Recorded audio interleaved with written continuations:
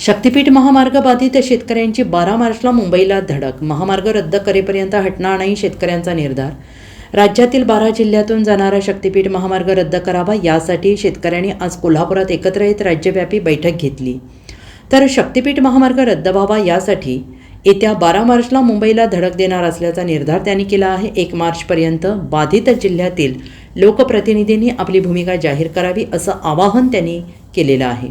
शेतकऱ्यांच्या मुळावर घाव घालणारा शक्तीपीठ महामार्ग रद्द होईपर्यंत लढा सुरू ठेवण्याचा ठाम निश्चय यावेळी करण्यात आला आहे. तर कोल्हापुरातील शाहू स्मारक भवन येथे झालेल्या या राज्यव्यापी बैठकीत 12 जिल्ह्यातील बाधित शेतकरी उपस्थित होते. राज्यातील फडणवीस सरकारचा महत्त्वाकांक्षी प्रकल्प असलेला वर्धा ते गोवा शक्तीपीठांना जोडणारा शक्तीपीठ महामार्ग 86,000 कोटी रुपये खर्चून बांधण्यात येणार आहे. मात्र महामार्ग जाहीर झाल्यापासून या रस्त्याला शेतकऱ्यांचा तीव्र विरोध आहे. नागपूर ते रत्नागिरी असा एक महामार्ग असताना या शक्तीपीठ महामार्गाची गरज काय, असा सवाल उपस्थित करत राज्यातून आलेल्या शेतकऱ्यांनी एकमुखाने या शक्तीपीठ महामार्गाला विरोध केलेला आहे. आपल्या जमिनीचा एक तुकडाही या महामार्गासाठी देणार नाही असा निश्चय शेतकऱ्यांनी केलेला आहे. शक्तीपीठ महामार्ग विरोधी संघर्ष समितीच्या वतीनं राज्यव्यापी बैठकीचं आयोजन करण्यात आलं होतं. यावेळी राज्यातून आलेल्या शेतकऱ्यांनी आपल्या भावना तीव्र केल्या आहेत. ठीक आहे, काल तुम्हाला या भागाचे आमदार असतील, त्या कोल्हापूर जिल्ह्याचे पालकमंत्री असतील, पालकमंत्री म्हणून तुम्ही जेव्हा शपथविधी घेता त्या कोल्हापूर जिल्ह्याचं पालकत्व स्वीकारता आणि या कोल्हापूर जिल्ह्याच्या ज्या गावामध्ये तुमच्या राजकारणाचा उदय झाला, ज्या गावाच्या तालुक्याच्या लोकांनी तुम्हाला मतं दिली, ज्या भुदरगड तालुक्यानं तुम्हाला पालकमंत्री केलं, त्या आमदार प्रकाश आंबेडकरांना माझी विनंती आहे पालकमंत्र्यांना की आपण कोल्हापुरामध्ये विविध असणाऱ्या अडचणींच्या वर मग कोल्हापूरच्या हातावळीचा प्रश्न असू दे, कोल्हापूरच्या रत्नागिरी महामार्गाचा प्रश्न असू दे, कोल्हापुरातून सांगली जाणारा रस्ता असू दे, या सर्व रस्त्यावर ज्या पद्धतीने बघता त्यावेळेला तुमच्यावर नाळ असणारे, तुमच्यावर काम करणारे, तुम्हाला मत देणारी, तुमच्या बाजूला उभारणारी माणसं आज अडचणीत आहेत. उदाहरणार्थ शेतकरी अडचणीत आहे.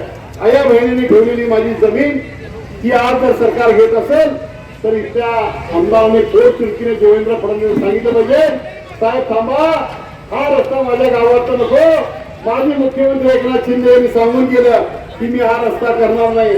एक या ठिकाणी सांगितलं, विमानतळावर सांगितलं, आणि परत तुम्ही जर महामार्ग अर्ज असाल तर माझी विनंती आहे, 12 तारखेला आम्ही सर्व मंडळी एक मुंबईला गळफाचं आंदोलन म्हणून आम्ही या मुंबईच्या अर्थसंकल्पीय अधिवेशनावर आझाद मैदानावर जाणार आहोत. त्याची तयारी पण आपण झालेली आहे.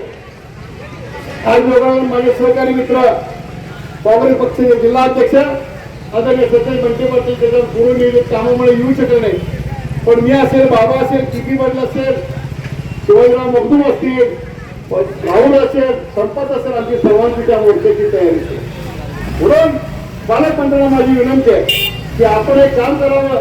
आपण कोल्हापूर जिल्ह्याचे पालकमंत्री आहात, तुम्ही कोल्हापुरामध्ये या रस्त्याच्या वरतीमध्ये एक सुनावणी लावा, कलेक्टरच्या समोर सुनावणी घ्या, सगळ्या शेतकऱ्यांना बोलवा, आणि जर सर्व शेतकऱ्यांचा तुम्हाला विरोध असेल तर माझ्या जिल्ह्याचा रस्ता जाता कामा नये, महाराष्ट्राचा कुठेही रस्ता जाता कामा नये, अशी भूमिका आपण घेतली पाहिजे. Bureau report SBN Marathi, Kolhapur.